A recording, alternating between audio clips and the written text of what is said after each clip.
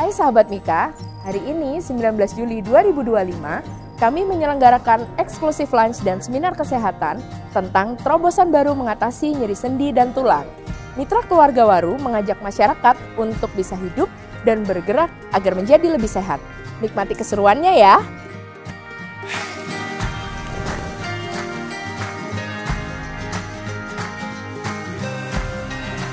Selamat siang semuanya. Jadi memang konsep kita adalah eksklusif lunch. Harapannya bisa lebih intimate, lebih engage. Apa yang mau Dr. Nita dan Dr. Kukuh nanti akan sampaikan. Harapan saya bisa benar-benar merasuk di sanubari gitu ya. Jadi bermanfaat untuk kita semua. Saya dengan Jonathan, saya perwakilan dari Regenik, sel terapi dari Kalbi Pharma. Sebelum nanti akan dijelaskan oleh pakarnya, saya izin untuk bisa menyampaikan sebenarnya Regenik itu apa ya, dan juga profil terkait safety, keamanan dari produk stem cell yang diproduksi oleh Kalbi Pharma itu seperti apa ya kualitasnya ya. Pabrik kami ini ada di Indonesia, di Jakarta, di kawasan Pulau Mas. Jadi Bapak Ibu tidak perlu keluar negeri lagi ya untuk mengakses atau mau terapi stem cell lagi. Kami sudah memiliki kualifikasi untuk personil dan juga sumber yang digunakan untuk terapi stem cell ini. Jadi untuk keamanan sangat-sangat terjamin kualitasnya. Jadi apa itu stem cell? Stem cell itu adalah sel hidup yang belum terspesialisasi. Dan dia mempunyai kemampuan untuk memperbaharui diri dan untuk berdiferensiasi. Ada jumlahnya stem cell di tubuh kita ini banyak nggak? Banyak Bapak Ibu, terutama pada waktu kita masih baru lahir. Pada waktu baru lahir, perbandingannya 1:10.000. Tetapi di dalam perkembangan waktu, dia berkurang. Jadi dalam 2 juta, cuma ada 1.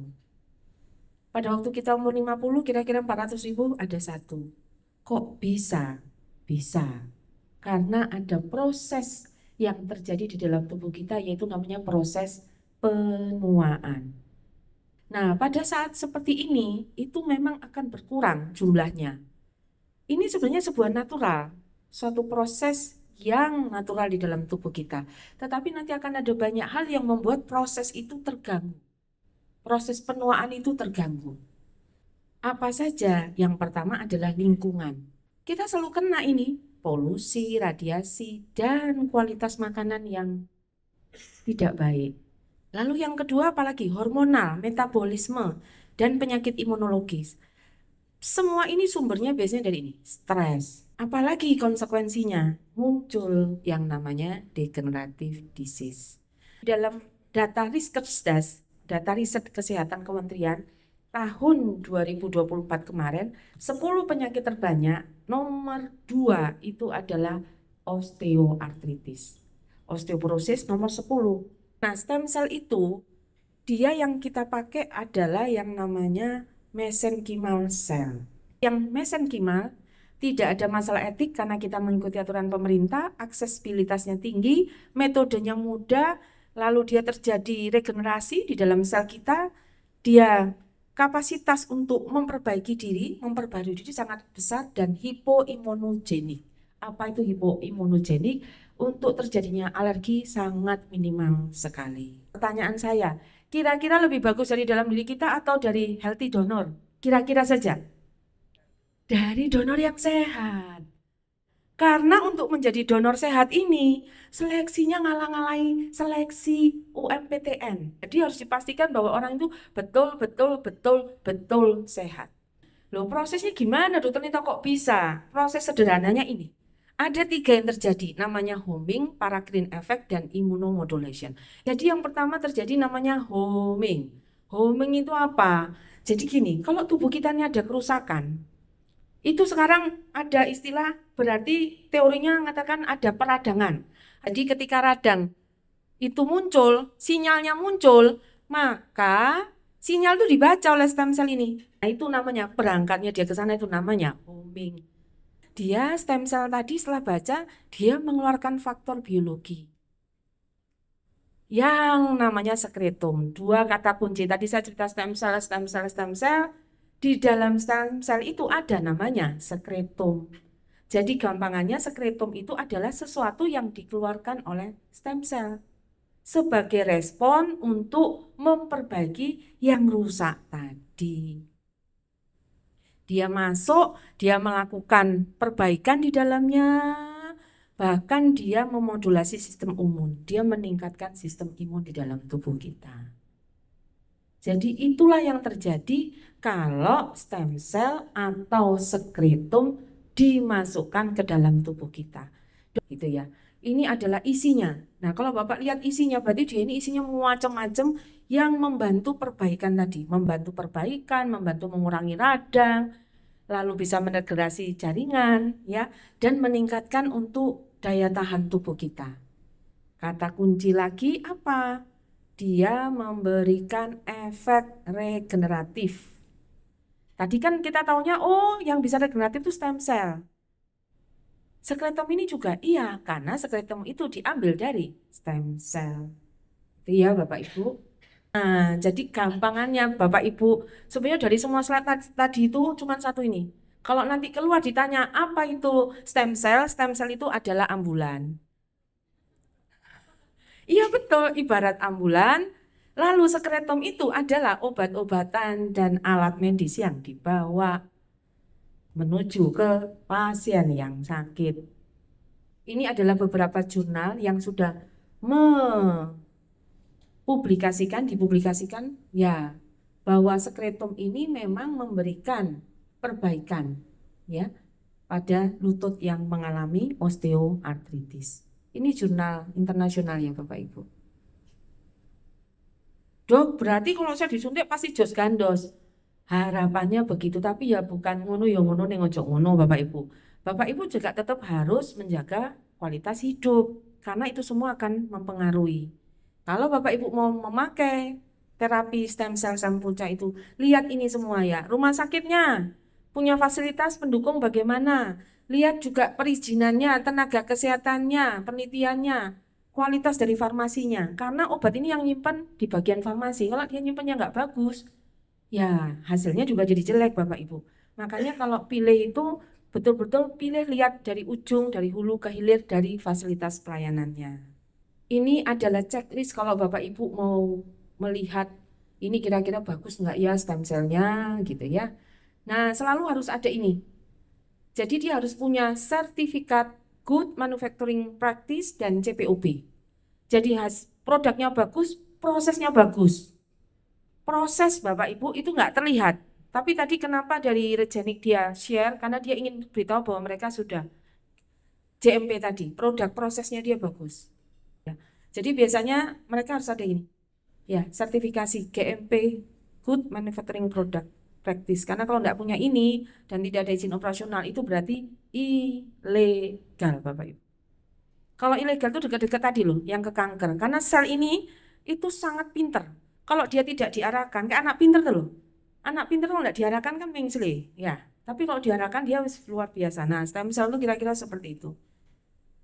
Oke, tadi Dokter Nita sudah dengan bahasa yang gamblang, simple, mudah dimengerti ya tentang apa stem cell itu, apa sekretum itu. Ingat-ingat ambulans. Ya, jadi kalau stem cell itu ambulansnya, sekretum adalah obat yang dibawa. Betul sekali. Oke. Sekarang kalau kita sudah belajar apa itu stem cell-nya, sekretumnya, kita belajar bisa dipakai di apa saja sih, ya kan?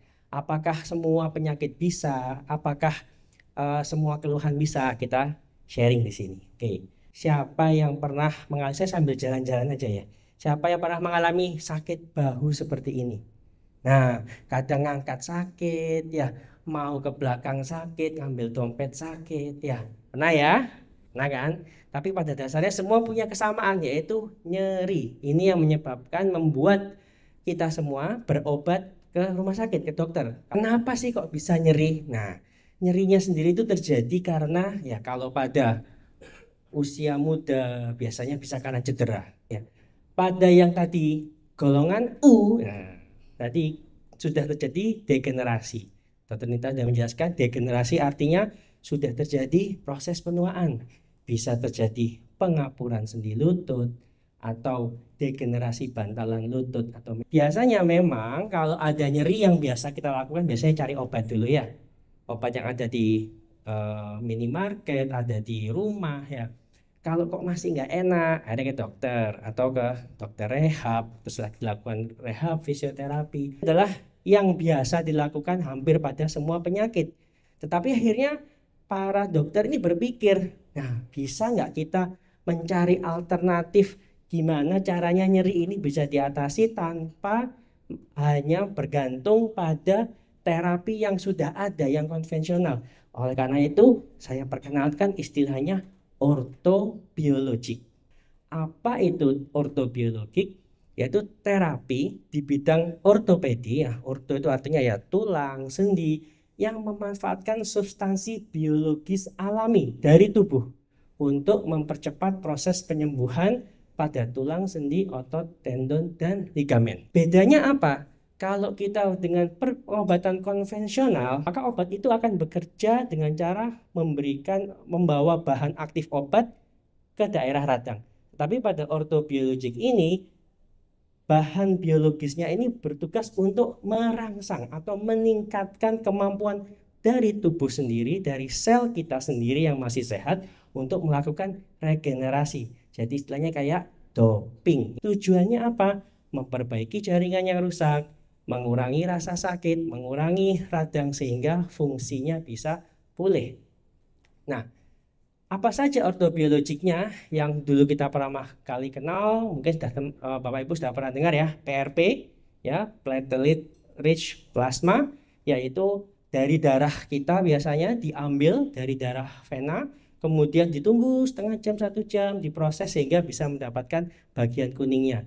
Nah, sekarang sudah ada stem cell dan sekretum. Semuanya sama tujuannya untuk mengurangi peradangan, merangsang sel alami tubuh, dan menyediakan zat yang dibutuhkan untuk penyembuhan. Bagaimana perkembangan ortobiologik di Indonesia? Kita punya penelitiannya sendiri. Di Surabaya sendiri sudah banyak penelitiannya. Bahkan kebetulan disertasi saya tentang sekretum. Jadi kita memang berdasarkan saintifik.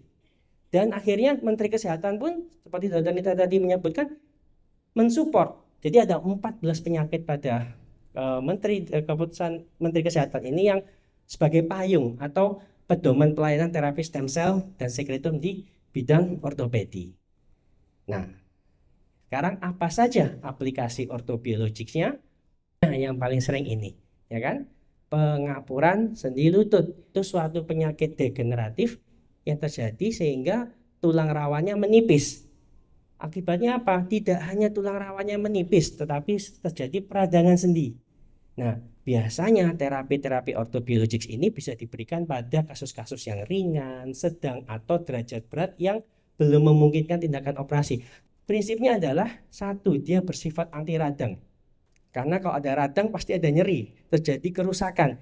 Nah, baik sekretum maupun stem cell dia akan memproduksi suatu zat anti radang sehingga dia juga melakukan hambatan atau menghentikan proses kerusakan lebih lanjut. Jadi bukan berarti total di stop terus enggak, karena ini proses penuaan. Seiring kita bertambah usia pasti terjadi. Cuman seberapa cepat ini yang bisa dikontrol. Kemudian tadi Dr. Nita bilang kalau sudah usia 50 tahun ke atas stem cell-nya dalam tubuh 1 dari 400.000, makin tua lagi bisa 1 dari 2 juta. Nah, sel-sel yang masih tersisa itu tentunya jangan sampai dia nganggur. Akhirnya dilakukan stimulasi kayak dibangunkan. Ayo kerja. Nah, supaya dia terregenerasi. Inilah fungsi dari ortobiologik. Kalau tadi yang untuk yang usianya lanjut jangan salah, yang muda-muda di sini ya, yang sekarang lagi hobi running, hobi paddle. Nah, bisa juga cedera pada olahraga, bisa suatu robekan ligamen yang sebagian atau robekan bantalan meniskus ya, atau pada pelari sering terjadi iliotibial band syndrome. Biasanya ini terjadi karena radang, overuse. Maka pemberian ortobiologik ini bisa untuk membantu proses penyembuhan dan meredakan peradangan. Penggunaan ortobiologik bisa lebih luas. Kalau tadi kita bicara yang sederhana dalam arti tidak perlu tindakan operasi, jangan salah, kadang-kadang kami dokter mengkombinasikan tindakan operasi dengan ortobiologik ini. Tujuannya apa? Supaya penyembuhannya lebih optimal, lebih bagus. Contohnya gini, kalau kita patah tulang, kita lakukan tindakan operasi, tubuh akan bisa melakukan penyembuhan sendiri. Tapi kan kita ingin penyembuhan yang lebih baik, lebih cepat ya. Oleh karena itu, kita bisa lakukan ortobiologik. Contohnya pada ini, sudah jadi patah tulang, kemudian dengan terapi bisa menyambung. Artinya apa? Sekarang penggunaannya makin luas.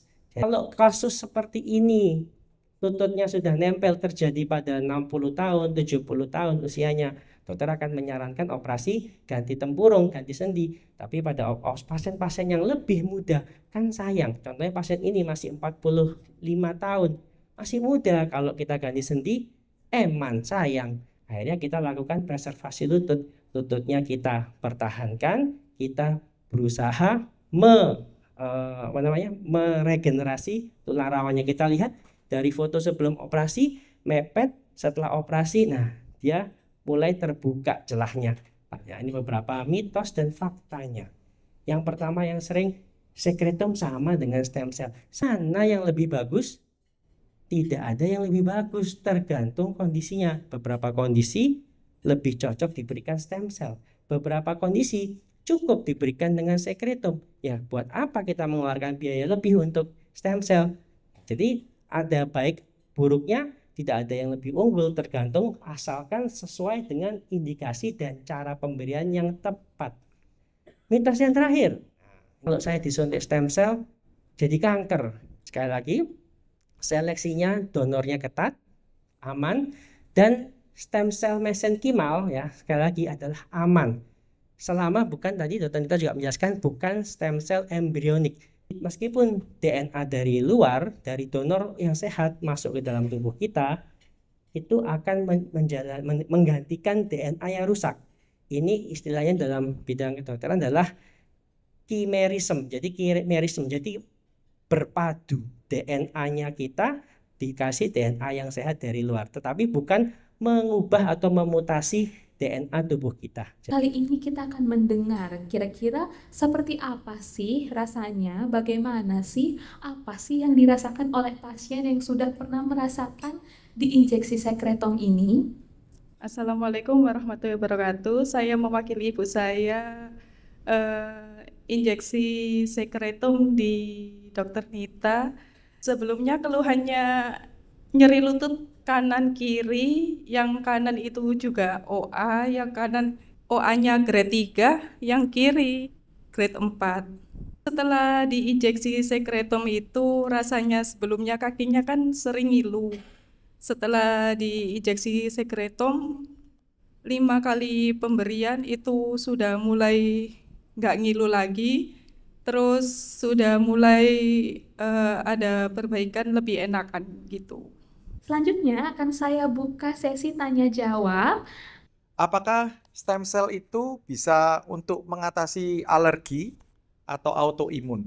Lalu pertanyaan kedua untuk Dr. Nur, stem cell itu apa bisa menyembuhkan tulang kaki yang bentuknya O? Tadi kan kalau Dokter Kuku menjelaskan kan untuk lutut ya.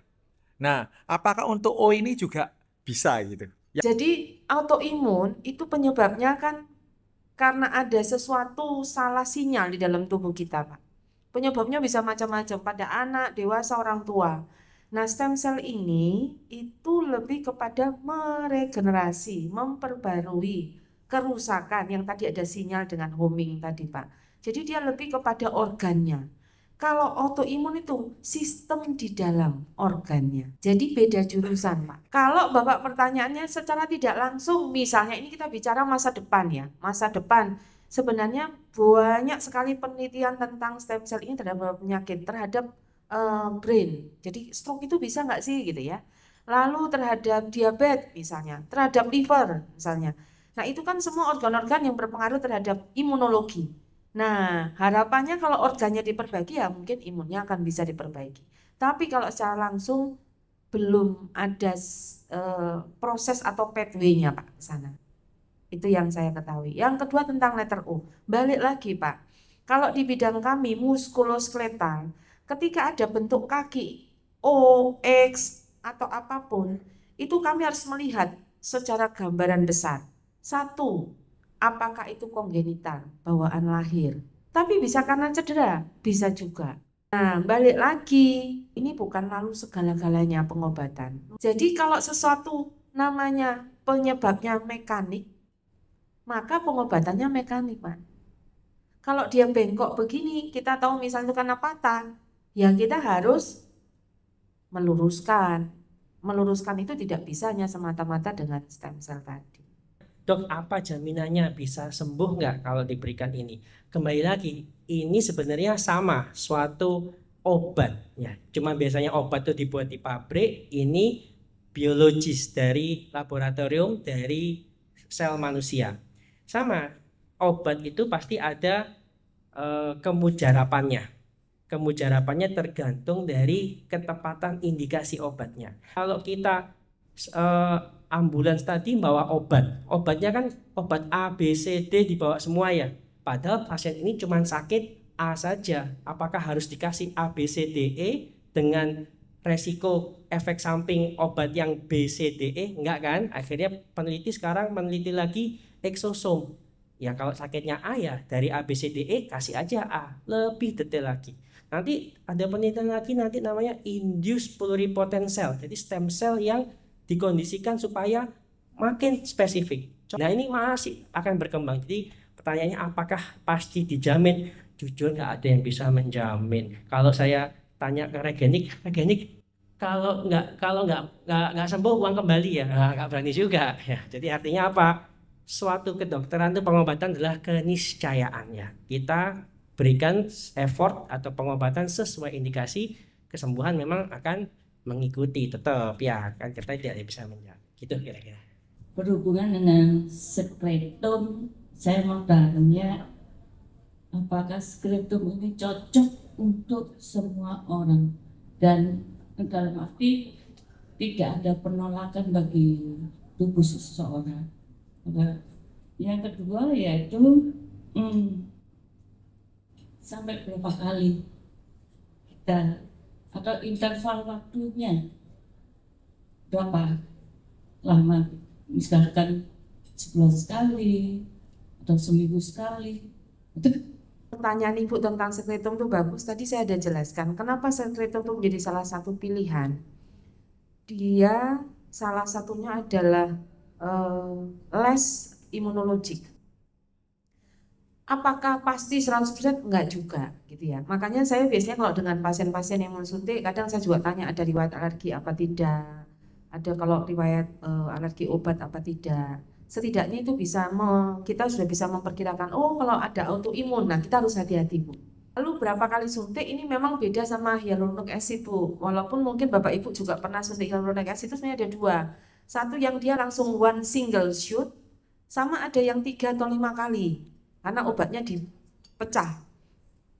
Tapi kalau sklerotum ini kita akan menyuntik bisa ada yang 5 kali, tapi kalau saya suntiknya 3 kali. Mau saya tanyakan apa ya bedanya stem cell sama stem plasma itu? PRP ya. Ya, bagus tanyanya. Jadi kalau PRP itu platelet rich plasma. Plasma itu adalah cairan di dalam darah. Nah, kalau platelet rich plasma itu adalah darah diambil ya, diambil dari darah vena biasanya, kemudian dia diputar, disentrifugasi. Diputar terus sehingga terpisah antara komponen sel darah merah yang padat dengan komponen cair plasma itu. Nah, kenapa ini plasma digunakan? Karena diyakini bahwa setelah terpisah, plasma ini isinya banyak protein-protein yang bermanfaat. Dulu awal belum ada stem cell skeleton, banyak digunakan PRP, platelet rich plasma. Tapi sekarang platelet rich plasma mulai ditinggalkan. Kenapa? Memang bagusnya PRP ini diambil dari darah pasien sendiri. Tetapi jadinya tergantung dari kualitas darah pasien. Dengan demikian kita akan menutup sesi tanya jawab kali ini. Namun yang terakhir, terima kasih untuk Dr. Nita dan Dr. Kuku kesediaannya untuk menjawab pertanyaan.